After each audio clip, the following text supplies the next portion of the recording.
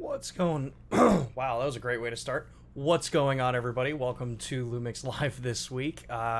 We've got a pretty kind of more in-depth set of conversation for this week's stream.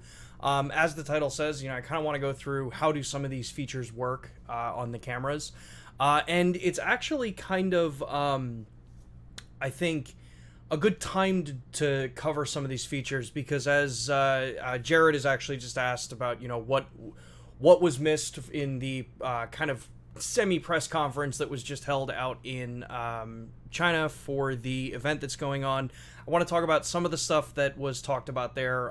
There's not a ton of detail, but I've got some stuff that I can talk about, and then also a demonstration that I want to show y'all about some of the stuff that we do with DJI as far as compatibility and the way things work, but also just kind of go through some of the other stuff, like the question in the chat from JR about Live View Composite. How does it work? We've covered some of these things in the past, but I want to spend a little bit more time, walking through, showing you on the menus. Same with high resolution shot.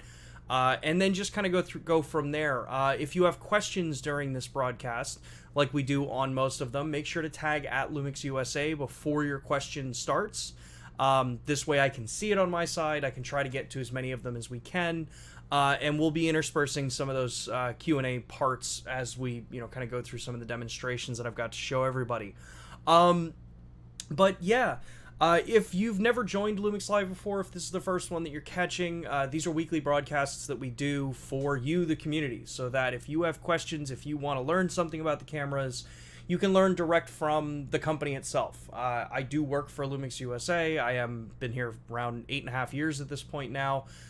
So if you have a question, you want an answer from the brand instead of going through the forums and the chats and wondering whether or not that person actually knows what they're talking about, this is the place that you can do it. So we try to get you as many answers as we can. We try to be as direct with some of those answers as I can, but obviously there are some things that we can't talk about. Future products, future firmware, stuff like that. But yeah, so the topics are always built by you. So as we go through this, if you have a question, make sure to drop it in the chat, tag it like I said, and then we'll try to do our best to get through all of them. Before we go any further, I want to talk about LUMIX Pro Services here in the United States. LUMIX Pro Services is the platform that we've built for you, the user, to have a better streamlined service experience should you ever need service. In the United States, we have two tiers available, Red and Platinum. Red is the free tier. If you've purchased a LUMIX camera and you go to the lumix-pro.us, follow the QR code or check the link down in the description, you can be able to get your camera set up, registered, so that you can get a number of the benefits that come with it. Main of those in the US is that you get the 3-year extended manufacturer warranty over the 1 year that you have right out of the box with the products. So make sure to get yourself registered on that. It also puts you into the program, so if you do happen to need any kind of service situation with your camera, you've got a singular portal where you can go in, schedule service, things like that. But also, if you are someone looking for higher level of support, if you're a working professional or you're just someone who likes to have a much better peace of mind with a support service behind your equipment, that's where we have the Platinum tier. The Platinum membership is a paid level service. This offers you that 3-year extended warranty, so that comes out of the box with either of these cameras as long as you register on the platform. But in the Platinum tier, you get expedited repairs and returns, so you get 2-day repairs with next-day shipping both ways.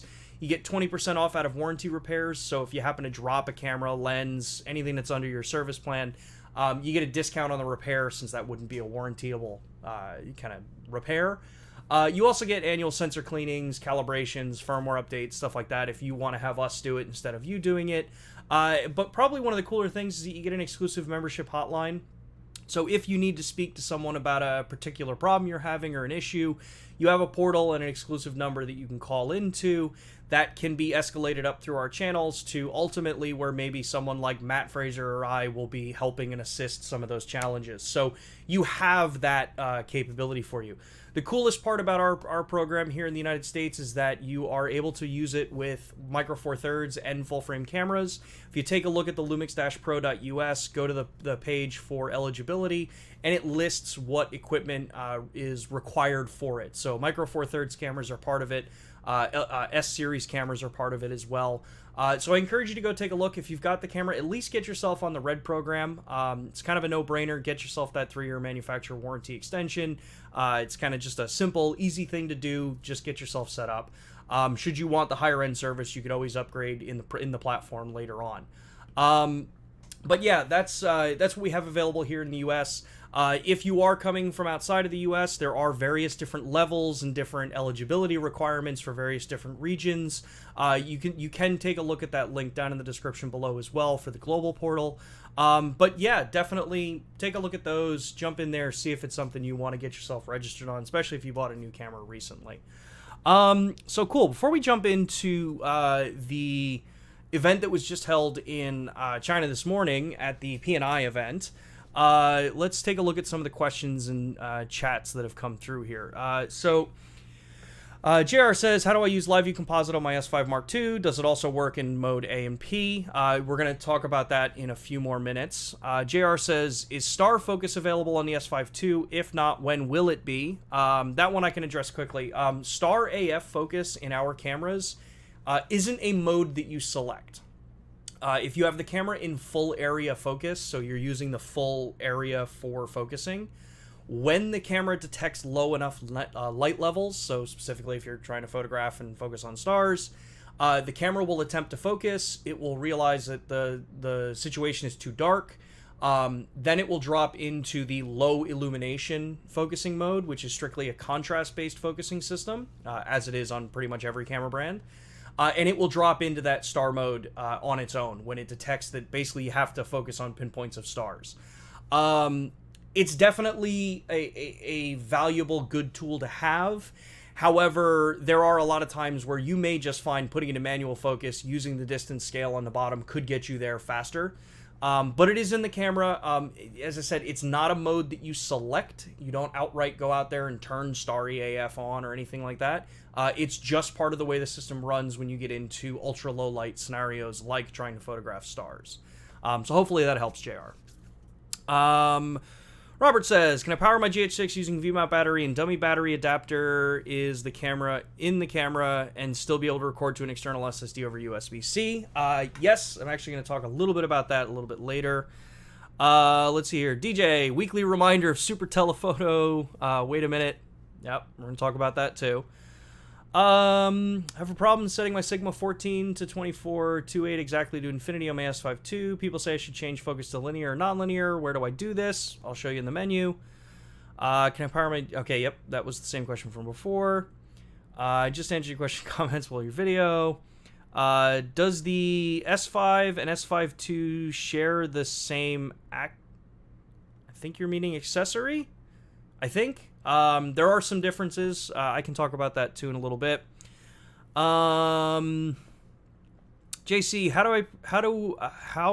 do present a poll to display how many people want a specific feature request and how many customers are a percentage strong enough to take into account?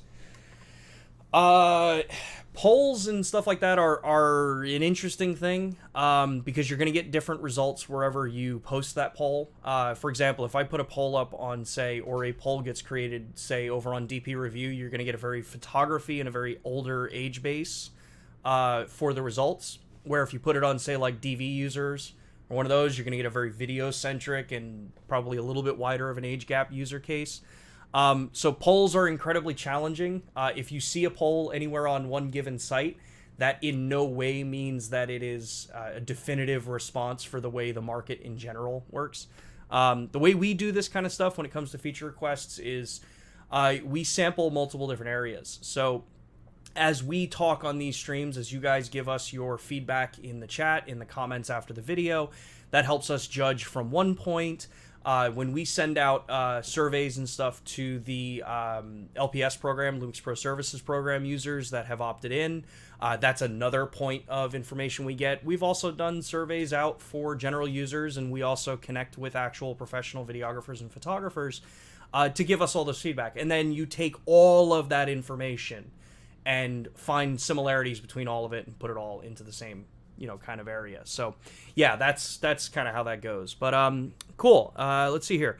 Jared says, I meant, do the S5 and S5 II share the same battery? Yes, they do. They're both using the BLK22 battery. So yeah, cool. Let's actually jump in about the kind of announcement that was made at the show in Shanghai. So as we had kind of talked about many times before, there are certain things that we can do in partnership with DJI as the company. So, DJI, for those that don't know, which probably there's not that many of you, but DJI makes, gimbals, transmitters, AF assist tools, all this kind of stuff, drones. They make pretty much everything out there, and they interface a lot with various different companies. On the LUMIX side, we have some very, I'd say, unique capabilities with the way our systems work that lend themselves to companies like DJI finding ways to streamline the way you actually use some of the features that that DJI introduces. And a lot of this actually started back with the Active Track functionality.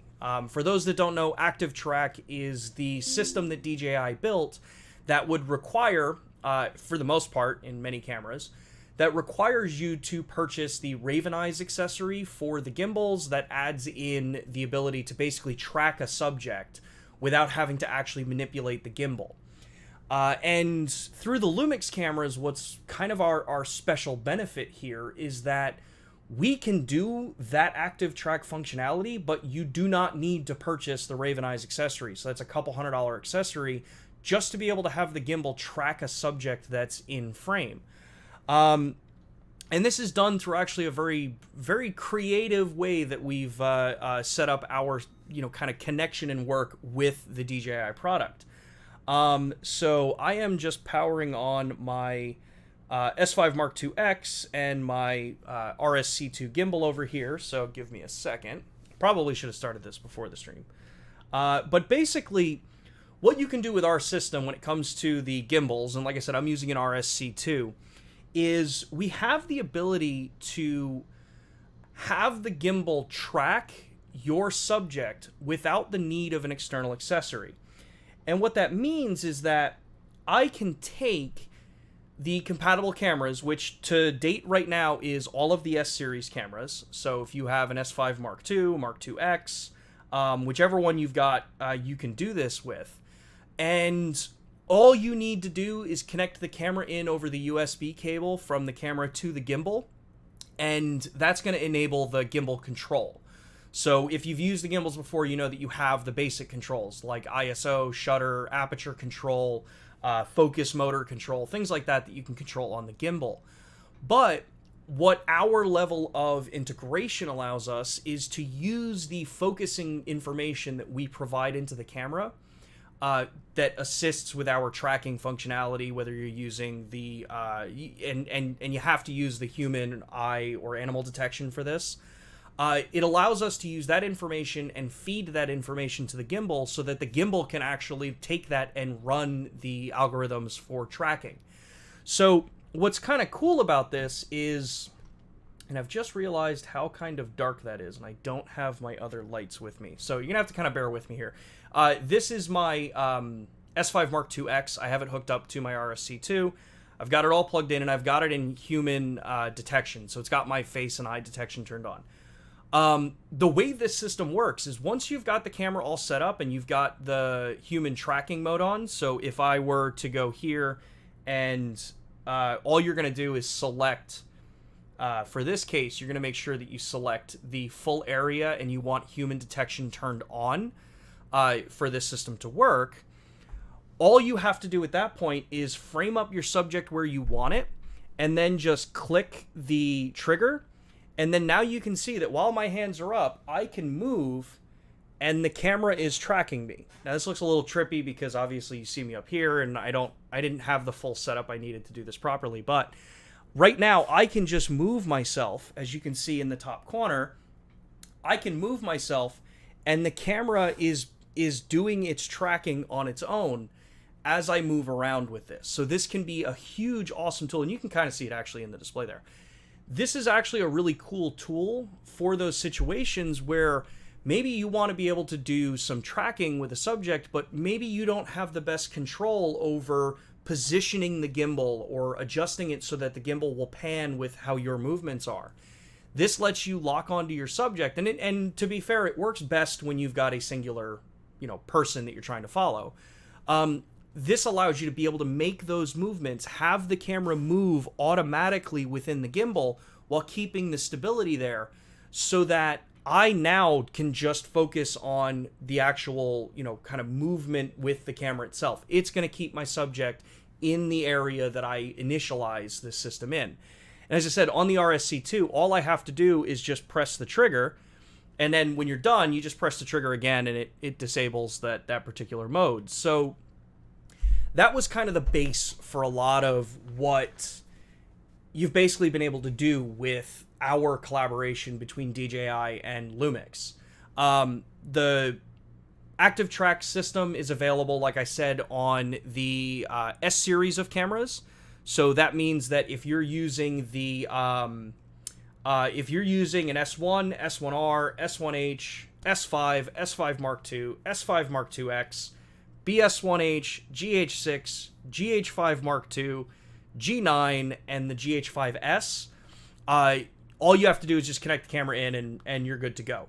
There's no firmware you need to add to those cameras. Just make sure your gimbal's up to date on firmware and you should be good. And as I said, make sure this is on an RS2 series and newer, and you won't need to have anything extra with it. But the additional part that was talked about at the event is that we are also now partnering with DJI, and there's not a ton of detail I can share about this just yet as we move closer to when firmware will be released, which should be maybe sometime in October. We are now working with DJI to be able to take their LiDAR tracking module, and like an RS3 Pro or one of those, we're able to take that LiDAR tracking module and attach it into the system so that you can be utilizing the LiDAR technology, if you want to, for your focusing. The part where this is super different is that up until recently, if you've looked at those LiDAR, the LiDAR attachment that they make, you would need a couple of extra accessories. You need follow focus, you need a lens that has gearing, or you need to buy gears to put on your lens to have that system be able to actually go. And it means that you would have to calibrate the lens, the stopping points, all this stuff. With our system and our integration, just like what we've done with Active Track, you don't need any of that. The LiDAR system is able to utilize our motors to actually move the focus. So in situations where, maybe you want to be able to utilize a camera and you have a lens attached, but you want to use the LiDAR because LiDAR can be more accurate in ultra low light scenarios. It's also a little bit faster in certain scenarios. So like very low contrast scenarios, very low light situations, or situation where you need incredibly twitchy focusing, that's where the LiDAR system can add a nice benefit to you. This is something that is strictly designed as an added benefit to the system. Because we can do it, because we can work with them and create this, you get a really cool added tool if it's something that you need. And then obviously if you're going to be running cinema lenses that have no autofocus, you could always use it and then attach the old way of doing it. So yeah, that was kind of the big thing that came out of the conference that's being held in China right now. More details about it, exactly how it works, demonstrations about it. I don't have any of that stuff that I can show y'all right now. But stay tuned. I am going to work on trying to get some of that stuff so that we can actually demo it and show you. But it is a cool feature, and again, it's just another one of those things that as we are building these things and we find some cool stuff that we can do to the cameras, we'll try to add it. Does it mean that this is a replacement for the hybrid AF, phase hybrid autofocusing that we have in the S5 Mark II and the Mark IIX? No. LiDAR has its own challenges, like the fact that you can really only use it indoors up to about 14 meters, outdoors only to about 7 meters. So there are some problems with LiDAR, but this is a pretty cool little thing that's been added in. As far as what cameras are going to be compatible with it, I don't have that information to share just yet. As we get closer, we'll get you all more information about it and share you some updates and whether or not your camera will need firmware or whether or not your lenses will need firmware, so on and so forth. But it is something cool that's coming, so definitely, keep your ear to the ground, stay tuned with us. Subscribe to the channel is a, fun little pitch there. Subscribe to the channel because as soon as we get it and I have, when I can actually talk more about it, I'll definitely be showing you all how that system works. The other part of information that was updated at the event is also we did update the lens roadmap for the S-Series line of cameras. What we've added, now again, there's not a lot of information to share about this. What was added is that there will be a new large aperture standard zoom lens that's in development and an ultra telephoto zoom lens that's in development. More details than that we don't have, other than if you look at the updated lens roadmap, which I'm not sure when our site's going to get updated with it. This is a weird time of year because teams go on vacation and all that kind of stuff, and times when stuff can get posted, things like that. All of it kind of changes, but at this show, yeah, so it was the large aperture standard zoom. Ultra telephoto zoom have now been added to the lens roadmap. We have a ultra kind of all-in-one style lens that's been added onto there, and then also a macro is on that list. So more details about it. I don't have any specifics on focal length or apertures or anything like that, or whether or not they're going to be S Pro or S Series, but there is more stuff coming. The lens roadmap is being fleshed out. So yeah, hopefully you all see some cool stuff with that as we go forward. All right, cool. Let's take a look at some more of those questions that came through because I saw a bunch of people asking some stuff through here. And make sure that I don't lose my voice here. Okay. So on topic, I would be really interested in how dynamic range boosts and is it somehow related to what Ari uses. So yeah, I am going to explain a little bit about what we do with the DR boost functionality after I go through some more of these questions here. When shooting ProRes via HDMI, is it automatic switching from 8-bit internal to 10-bit via HDMI, or do I need to adjust settings via my camera in the Ninja, GH5S, for example, and 4K 60? Some of the earlier cameras, you do need to go into the HDMI output menu and enable 10-bit output. The newer cameras, because the vast majority of them are just 10-bit anyway, there is nothing that you have to do. I cannot remember if on the GH5S, I think on the GH5S, under the HDMI output menu, you should see 4K 60p 10-bit out. In the HDMI menu. If you want to make sure that you're doing proper ProRes over HDMI, you want to make sure that you set that to 10-bit. Otherwise, the external recorder is going to do some upscaling to try to create that footage out of it. You're not going to get the best looks out of it. So I believe the GH5S is one that you had to go in the menu for that. I don't have my GH5S on me to double check, though. Let's see here. With my S5 Mark II, when the camera goes to sleep using the original battery, it doesn't wake up from sleep as expected by pressing the button on the camera. I have to turn it off and on again. Any thoughts? I haven't run into that before. When your camera goes to sleep, is it going to sleep for an extended period of time and then when you go to press the button? Typically, with these cameras, because the S5 Mark II and the Mark II X have adopted a different power structure for off-state, the sleep modes are a little different than what some of the other cameras were, some of our previous ones.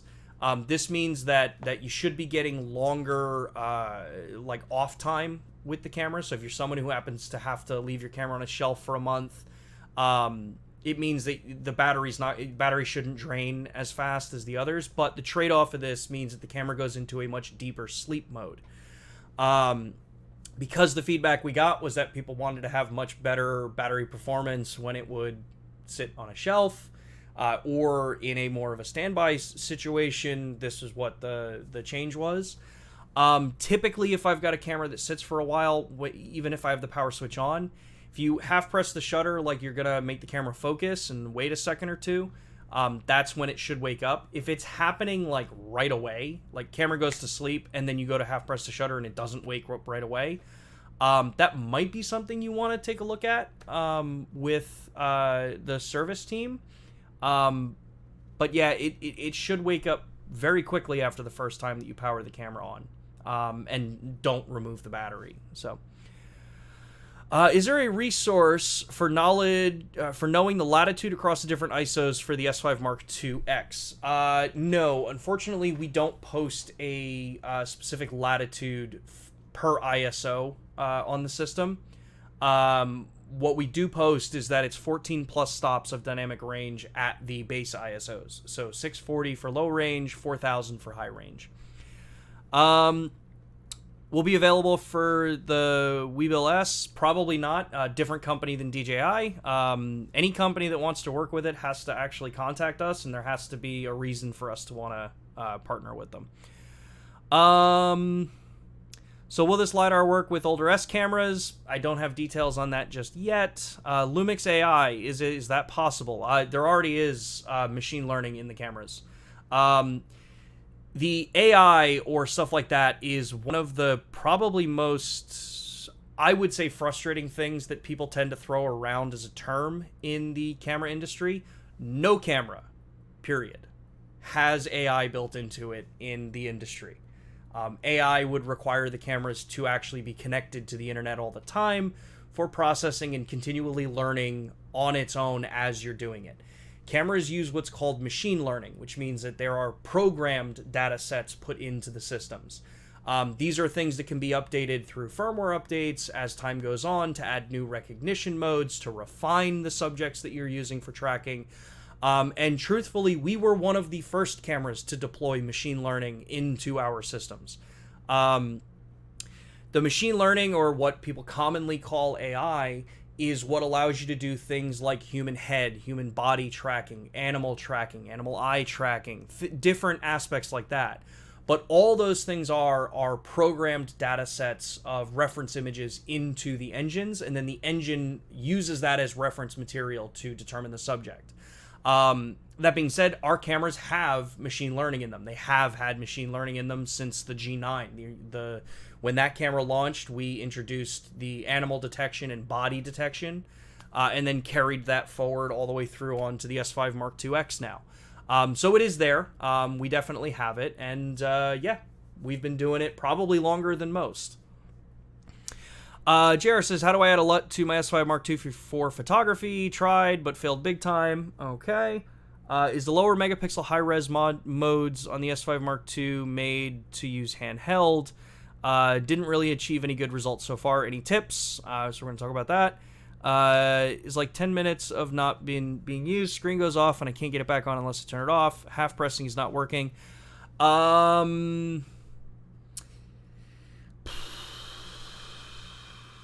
What I would probably recommend here is save your camera settings out to an SD card in the menu.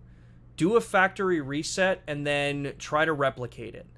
What is possible is if there is a change to any of the power saving modes, if you've got, say, a gimbal attached, or if you've got anything connected over USB for tethering, or if you've got your mobile phone attached to it, those things can alter how the off power states are. If it still does it after you reset the camera, double check with, I'd honestly say at that point, double check with your warranty service.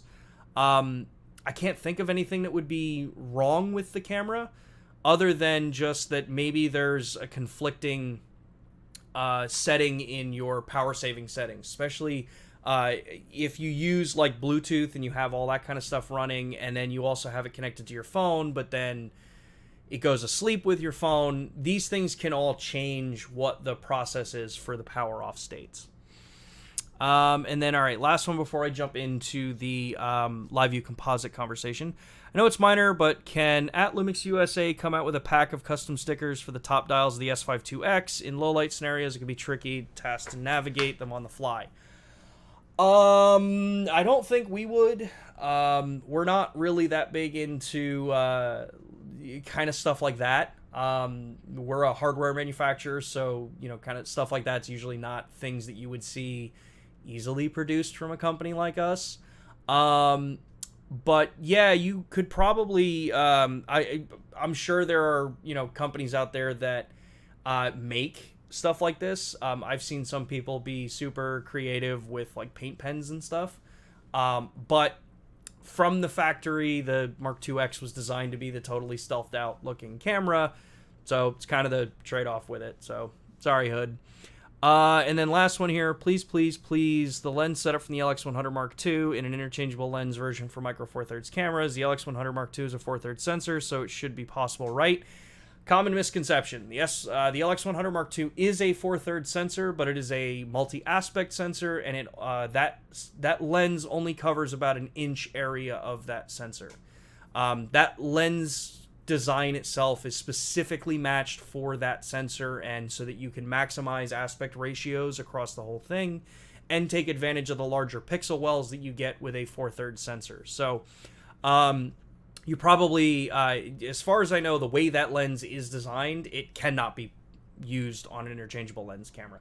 Flange back distance is also very different. That lens sits very close to that sensor. Micro Four Thirds has a 19.75 millimeter flange back distance, so you wouldn't be able to do it. You would have to totally engineer a brand new lens, and then your size also has to go up because it has to cover the full 4/3 sensor. Yeah, so when we talk about the Live View Composite functionality, as a couple people were asking here, Live View Composite, how does it work in the cameras? And I'm gonna do a little bit of a different thing here. I'm gonna plug in my S5 Mark II X instead of my GH6 on the setup here, so that we can actually go through this. The way Live View Composite is designed to work is basically set up so that you would use the manual mode on the camera. So if you are going to be doing any kind of light painting or long exposure work, you're going to be doing this with the manual exposure, setting it up where you're going to set whatever aperture you want, you're going to set your ISO the way you want it, and then you're going to set your shutter speed based off the parameters of how much light you want for an image without the additional lighting that comes in from that setup.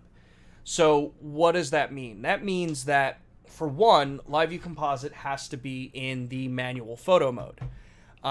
So once it's in the manual photo mode, that gives you that kind of flexibility for setting everything up the way you want it. When you want to actually engage the Live View Composite functionality, you're going to do it by just basically turning the mode on in the camera. Now, this is where it's a little bit different than some of the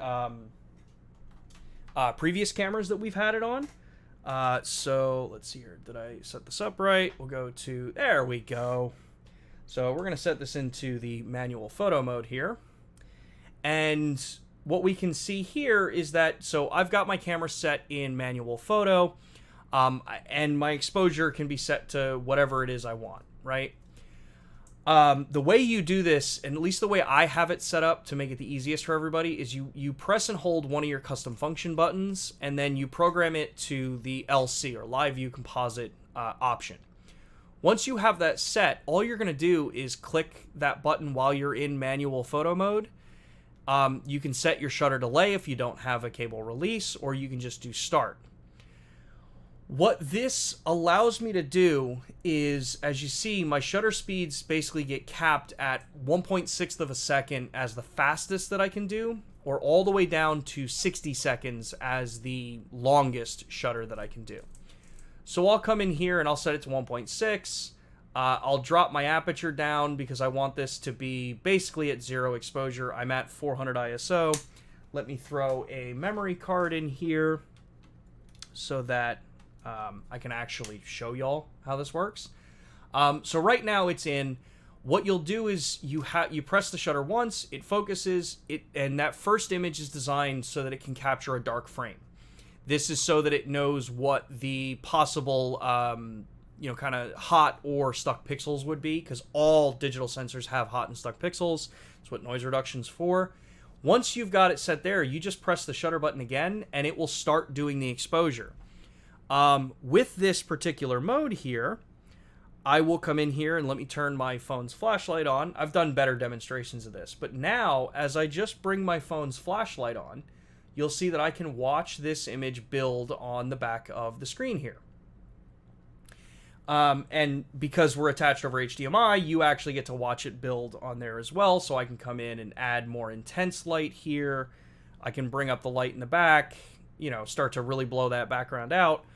And then once I'm done and I'm ready to go with that particular image, all I do is press the shutter button again and boom, you're done. So that's really how simple Live View Composite is. And as I said, you want to make sure that the camera is in manual photo mode.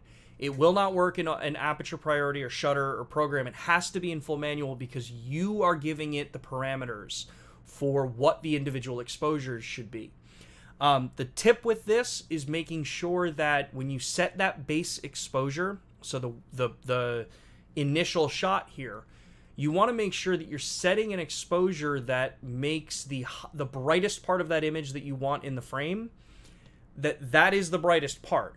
Because the way this works is it's adding new image or new brightness information to the image over and over and over again.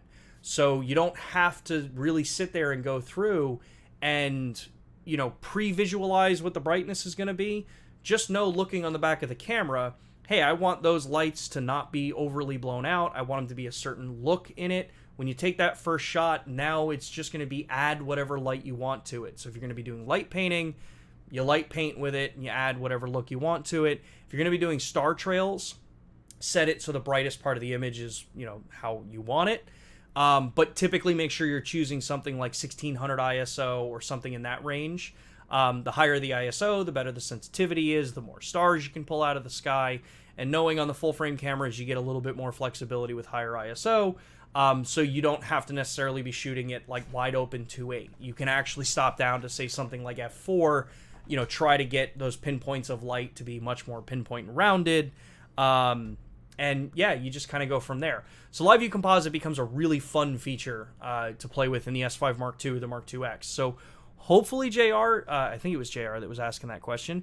Hopefully that helps your question with Live View Composite. For those that have been around the stream long enough, you know that I've talked about this one before, but I am always happy to go back through the walkthrough on some of this stuff for everybody. Related to that was a question about high-resolution shot mode.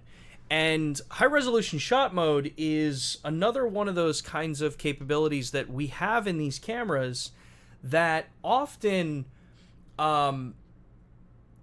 it's a really fun feature to work with, but there is some misconception as to how it works.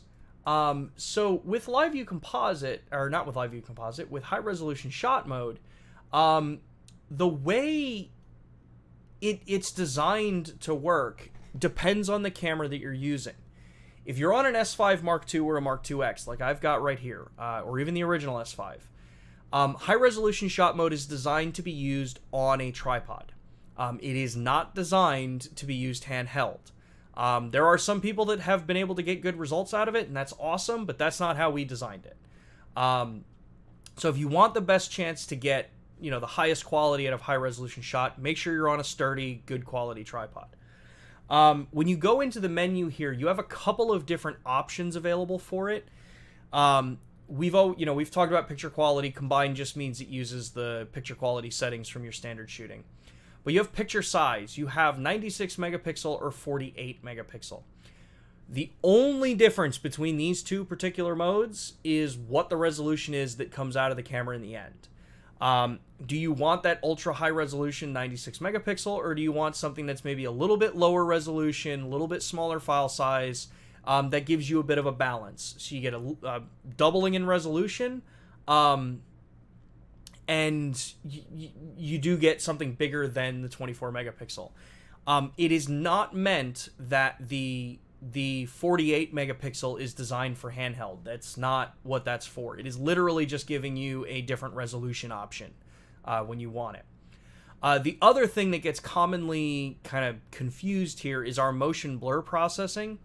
There are the two modes. There's mode 1 and mode 2. Mode 1 means that the system is not going to do any kind of correction for motion blur in an image. And by motion blur, that means trees moving, water rushing, cars going down a street, a pedestrian walking through the frame. It's just going to show up as it is. Now, this can be incredibly useful because if you wanted to do, say, a high-resolution shot of, say, a waterfall or, any kind of rushing water, you can leave this on mode 1, and depending on what your exposure settings are, that water will show as movement. It will show as if you did a longer exposure because you're taking 8 images, merging them together, and there's going to be a difference in the water for that particular image. The downside being that if your trees are moving a lot, you're going to get some artifacting in the trees. So that's where the mode 2 option comes in. This is where it will take a reference image in that first shot. It will then understand, okay, these are where those objects need to be, and then it will intelligently mask out and up-res and scale various different components of the image to get you a solid looking image that is output in 96 or 48 megapixels in resolution in the 3:2 aspect ratio. So again, the motion blur processing is not meant for handheld operation, things like that. There are some users out there that have been able to get some pretty cool results with it. They are much more stable than I am with their cameras. But yeah, that's how the high resolution mode goes. Now, this is different if you are using the GH6. The GH6 does offer a handheld high-resolution shot mode for 100 megapixel images. And the way our system works compared to others that do some high-resolution modes for handheld is that you're not having to reduce resolution for our handheld option.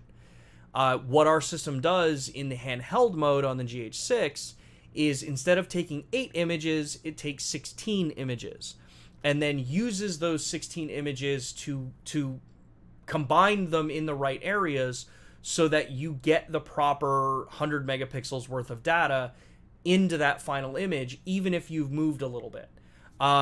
The system, obviously if you're moving a lot, it's not going to be able to do a high resolution shot. You do have to still be somewhat stable in how you handhold your camera, so it is highly recommended that if you're going to do handheld high res, make sure you have the camera to your face.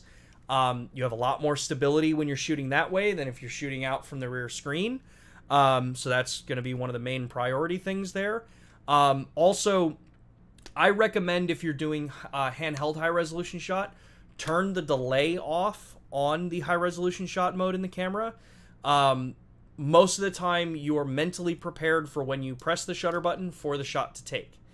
If you leave the delay on, you're going to take the picture, but then you're also going to have to wait either 1/8 of a second, 1 second, 2 seconds, whatever you had it set to for that particular image, which can cause you to shake more because now you're not necessarily paying attention as much as you should for that handheld. But yeah, again, on the GH6, you have a handheld high-resolution shot mode, and it is a dedicated mode within the high-resolution shot menu. Cool. Let's jump to a couple of other questions here.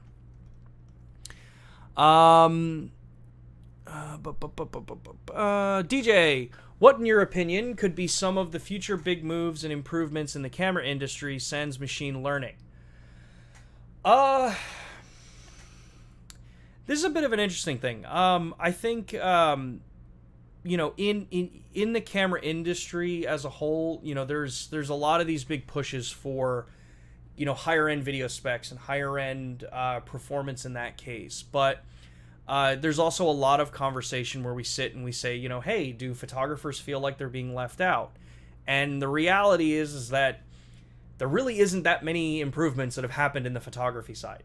There was an interesting article that I read, I think it was earlier this week, about how when you look at the most modern releases in photography cameras, there's actually been a decline in things like image quality over the years because of this focus on ultra fast burst rates and, faster readout speeds on sensors. Truthfully, the biggest advancements are going to come when we don't necessarily start to press on saying, hey, we need, 40 frames per second mechanical shutter, or, that kind of setup. At what point have you kind of hit where it doesn't matter how fast the camera is if you can't get the shot in, a 12 frame per second, a 10 frame per second image?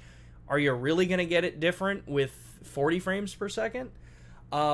Because some of the logic, at least in my opinion, and again, these are my opinions, you start to look at it and say, hey, I would much rather have a cleaner looking image than necessarily, say, 40 frames per second. I want an image that doesn't have to be compromised because you need extra electronics behind the sensor to get faster readout speeds. There's been a big push with stacked sensors and things like that, but what people don't realize is that stacked sensors actually reduce some image quality, because now you have more material behind where the photosite is and the actual sensor. Global sensors have their own problems, where right now they just aren't a feasible consumer product. So I would think things that move the industry forward are getting to some of the more usability sides of the camera. Adding in stuff like what we do with View Composite, the high-resolution shot mode, making those things more intelligent, making them more of a reliable tool that can operate faster. In the video side, cooling, thermal management is still one of the biggest challenges that most manufacturers, aside from us, can't really get around. So those are kind of the things where I see. I honestly think the biggest thing moving the industry forward, that's actually making improvements that are for the better for everybody, is what we're doing with the L-mount Alliance. The fact that up until recently, if you wanted the best performance out of a camera and a lens combination, you had to buy the camera and lens from the same manufacturer. In the L-mount Alliance, it's the whole idea that, while yes, we are going to have some different capabilities with our lenses, you're going to get a bare level experience across Panasonic, Leica, Sigma, whatever Samyang does in the L-mount Alliance now with DJI, and lights, even though they don't make autofocus lenses. There's a lot about what we are trying to do to reshape the industry, to say that as creators, you shouldn't have to be bound by one particular set of rules. That's where I think a lot of the kind of future is going to come from, where you have more companies unifying around, in our case, the L-mount, to just add more support. And obviously technology is going to get better and better. You are going to see times where hardware technology and software technology kind of plateau for a bit until you get to the next iteration of, engines that have more power and blah, blah, blah. So that's what I think, DJ. Hopefully that kind of answers some of your question. Let's see here. D Creative says, I think you covered this before. How do I set up my S5 so that I don't have to keep changing white balance when switching back and forth from one of the custom modes? Custom modes add a little bit of a hiccup here. The custom modes, so the C1, 2, and 3 on the top of your camera, those save whatever color or white balance you set in that mode.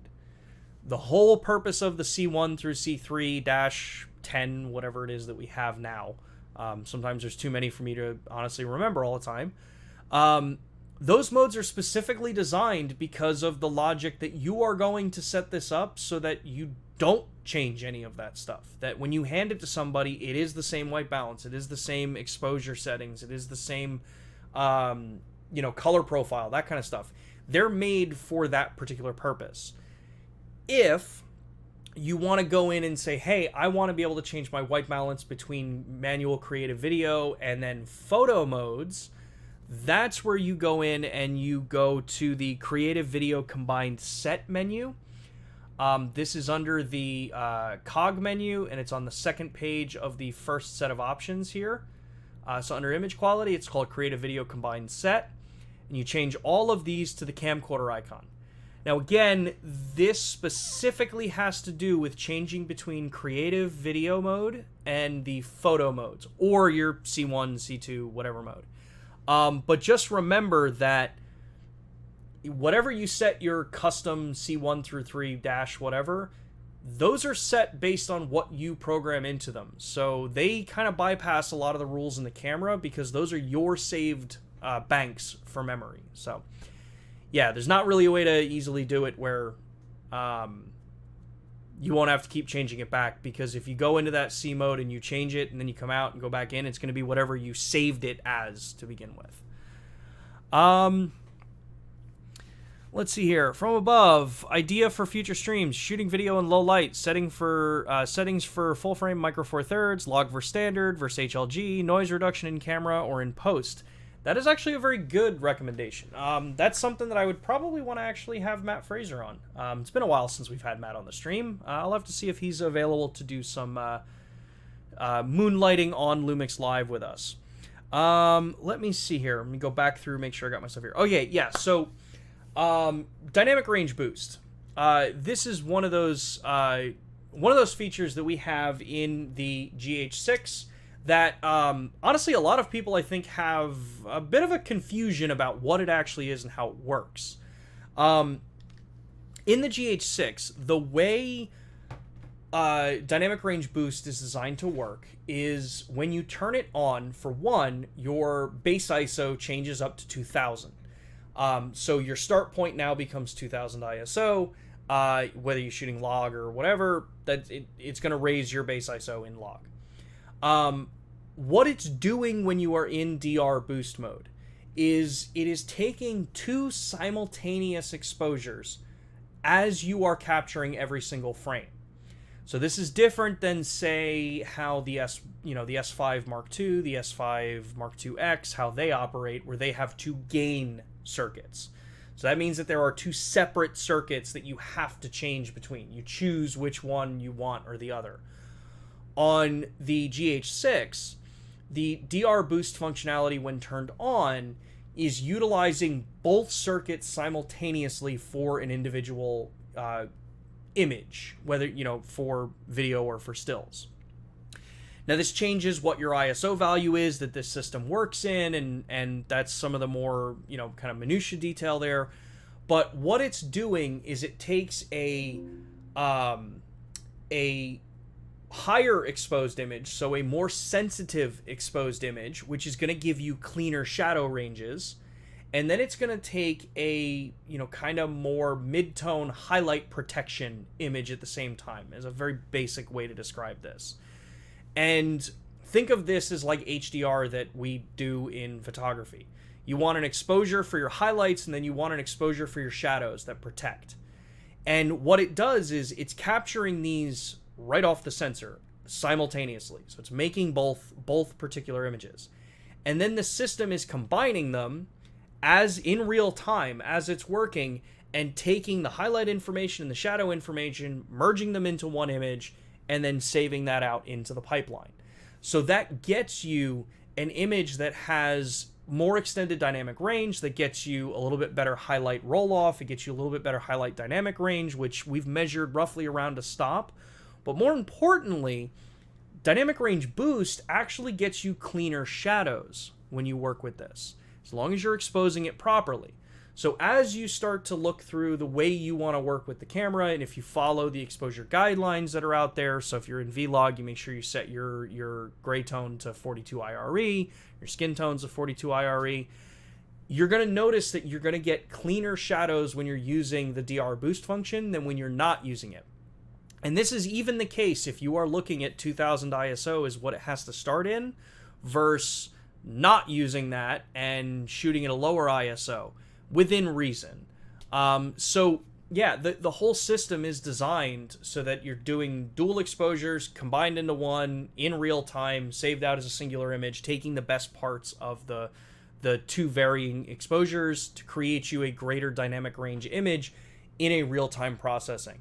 But yeah, that's how dynamic range boost works. There's not really that much more to it. I mean, obviously there are things that we do with the way our images are processed that I can't talk about in public. But yeah, it's a pretty cool tool in the camera. And even in the photography side, it's what allows us to be able to say that the GH6 has a 16-bit container image for your still raw capture, because you have the potential of capturing up to 16 bits of data in that particular image. When you bring it in, it could be 14-bit, depending on whether or not the system is active, whether it's turned off, whether or not it needs all that data or not. So it's a pretty cool setup that we have on the GH6. Let's see here, a couple other questions that came through here. If my GH6 is set to auto white balance and a speed light attached to the hot shoe, does the camera automatically put white balance into flash mode? I'm under exposing ambient. No, the flash mode, you have to manually tell it you want flash exposure if you're going to do it. Honestly, these days, I can't really see a big reason for flash white balance anymore. There is such a variance in, what white balance the flash is going to be, especially if you're going to be doing things where you're bouncing flash off, reflective surfaces, because that light is now picking up the color of where you're bouncing it from. So I typically, if I'm doing flash work, I'm still leaving it in manual. Or in the auto white balance. I may pick auto white balance cool or warm depending on my mood at that time or the subject that I'm photographing. But yeah, if you want to use flash balance to keep things consistent, you just have to manually put it into flash. Candy says, I have two GH6s and notice one to be warmer than the other under the exact same white balance, lighting, and exposure. Switching lenses gives me the same result. They shouldn't be.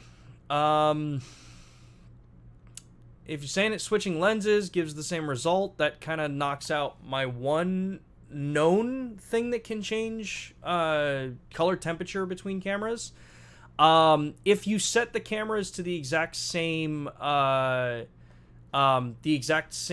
Kelvin temperature, do you see a difference in those two images? And then one thing I'd also say is double check the two particular video clips, put them into something like media info, and depending on what you're shooting, if you're shooting in ProRes, you can get the information. You can see what white balance was chosen at start to see if they are 100% identical. But there shouldn't be a difference there.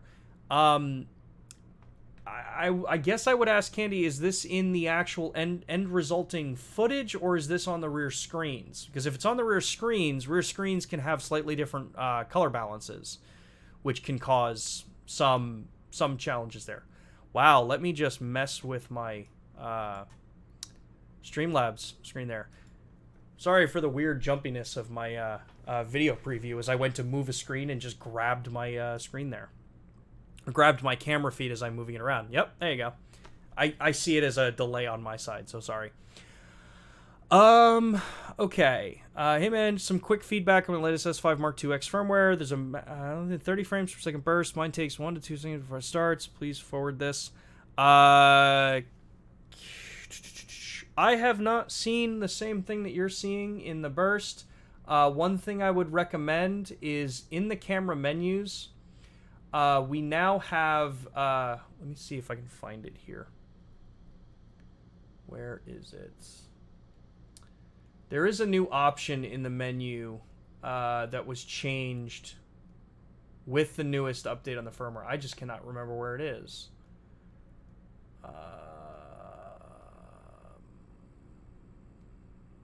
Actually, maybe it's not on this. Maybe it's on just the S5 Mark II. I will look into that. I will look back into that, Kick, and double check. Yeah, so, yeah, Kick, I will take a look at that. I know on the original S5 we had some questions about the recent firmware on the original S5 that added a new mode in the menu for changing the preview resolution of the image.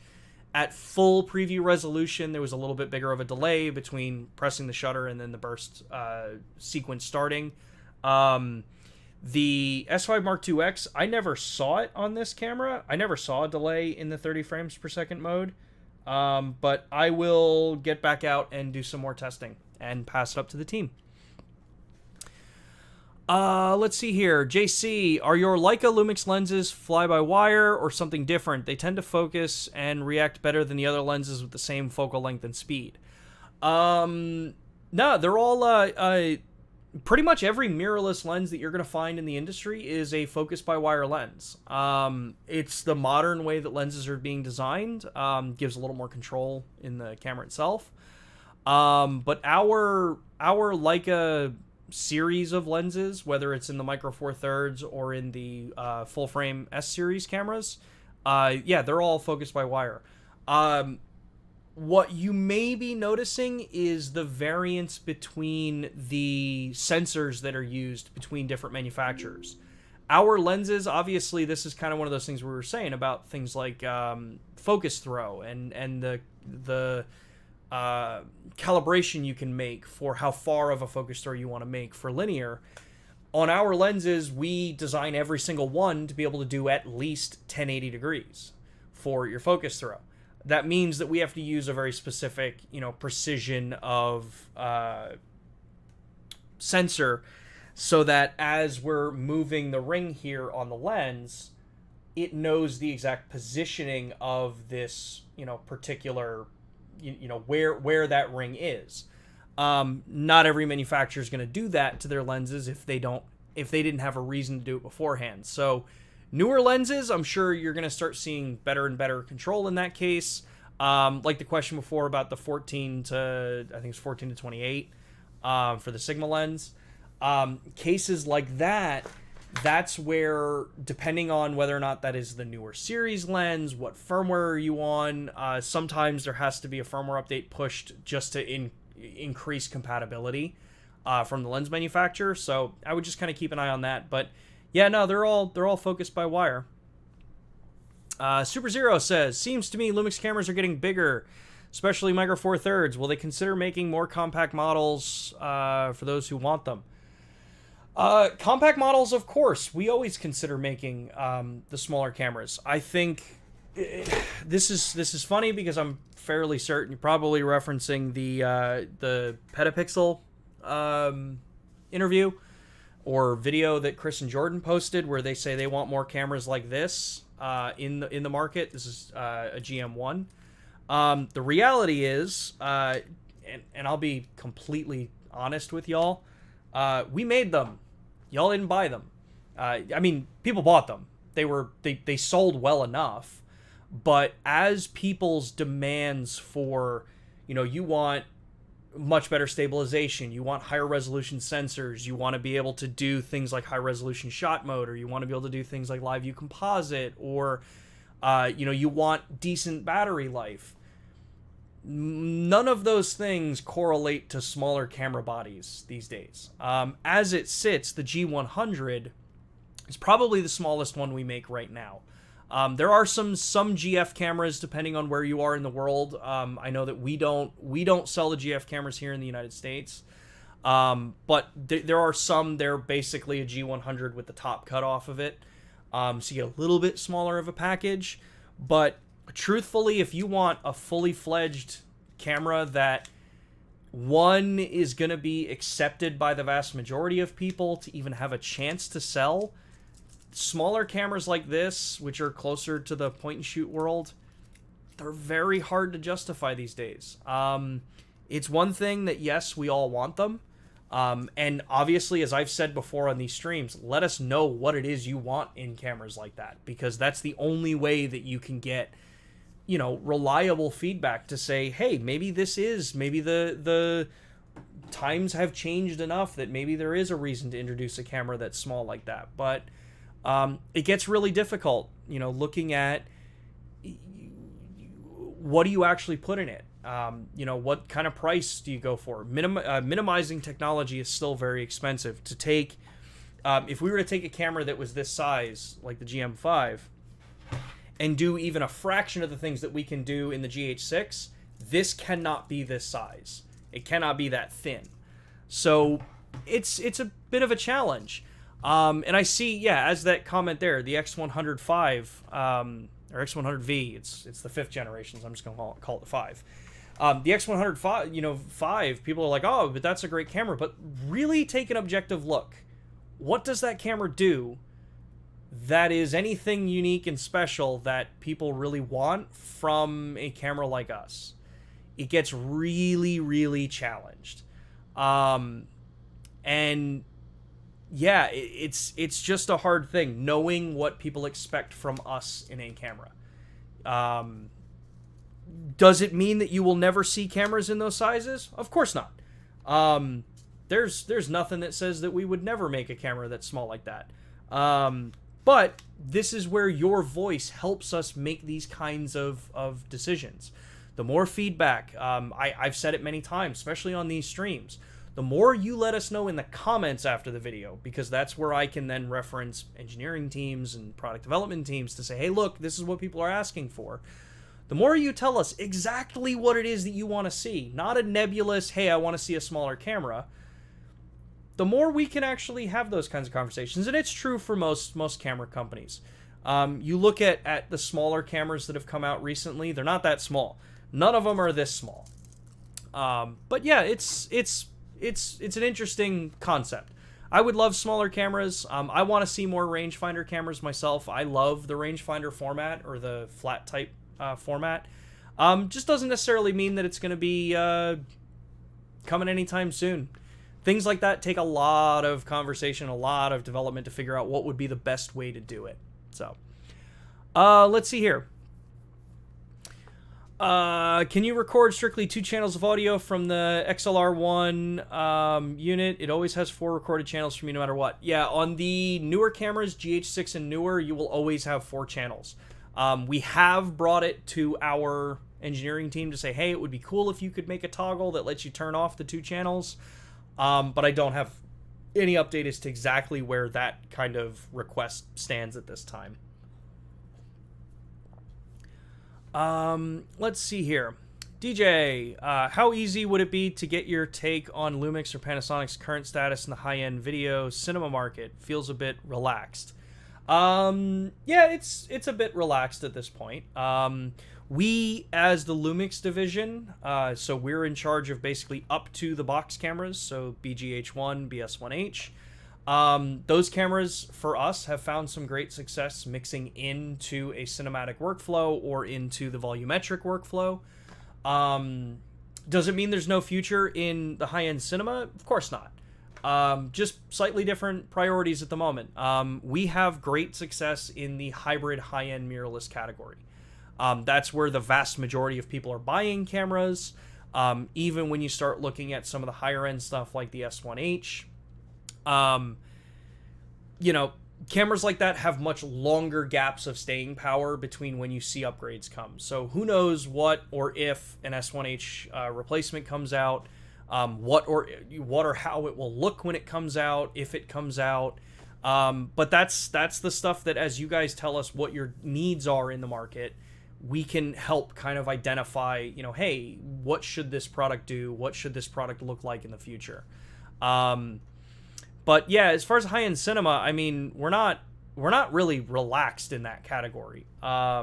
We've just got cameras that are still being widely used in a lot of productions that are still relevant today. So makes it a little challenging. What do you actually do to increase it that you know, prove something that much bigger and better than what you had before? Let's see here. Where did the... Oh, thank you, YouTube.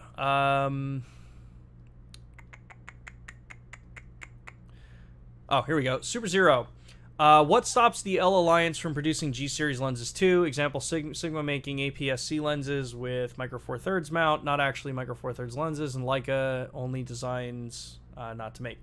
Well, the L Mount Alliance is specifically about the L Mount. The L Mount Alliance has nothing to do with the micro four thirds consortium or the partnership, whatever it's actually called. So there is no crossover between those two.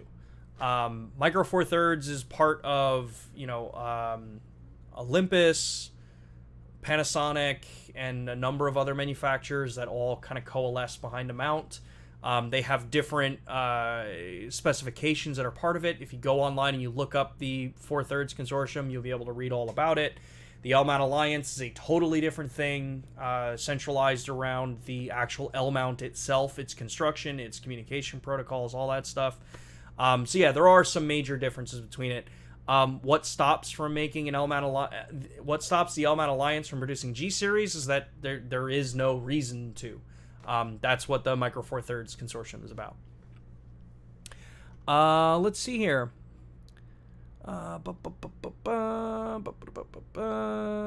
Cool. All right. So yeah. We didn't really get to real-time LUT on this particular stream, but what I'm going to do in the playback is I'm going to link right to my real-time LUT stream that I did a number of weeks ago, because I gave a lot more information on how to create them. There was the question in the chat about, for photography, setting up real-time LUT.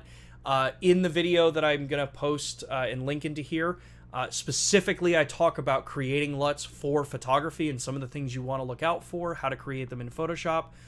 So make sure to take a look at that video. That one is timestamped, I believe, so you won't have to dig through it. I know I'm not the greatest at getting timestamps. I am horrible with pronouncing your username, but AOY has been amazing in the past with adding some of those timestamps, so thank you so much for when you've done them. Happily throw those on there and then add you some of that, kind of the credit to look out for there. Yeah, other than that, everybody, I do have to end the stream today, but thank you all so much for the questions, the awesome conversation. Hopefully you learned a little bit of something here.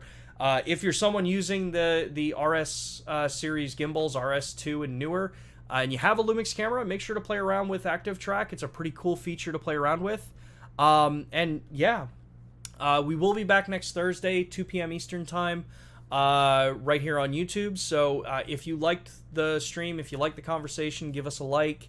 If you know people who may be interested in some of the topics that we covered today or just want to get their voices heard with us on stream, let them know about the broadcasts that we do here every Thursday at 2 p.m.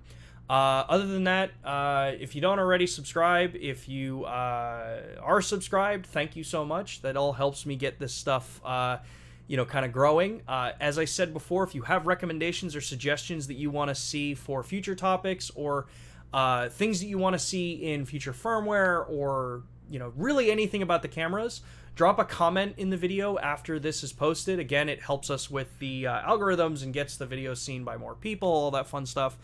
But yeah, with that, thank you all so much. I will be back next Thursday, 2 p.m. Eastern Time. I hope you all have a great rest of your day and an awesome weekend. And yeah, get out there, create some cool stuff, and let us see it. Later.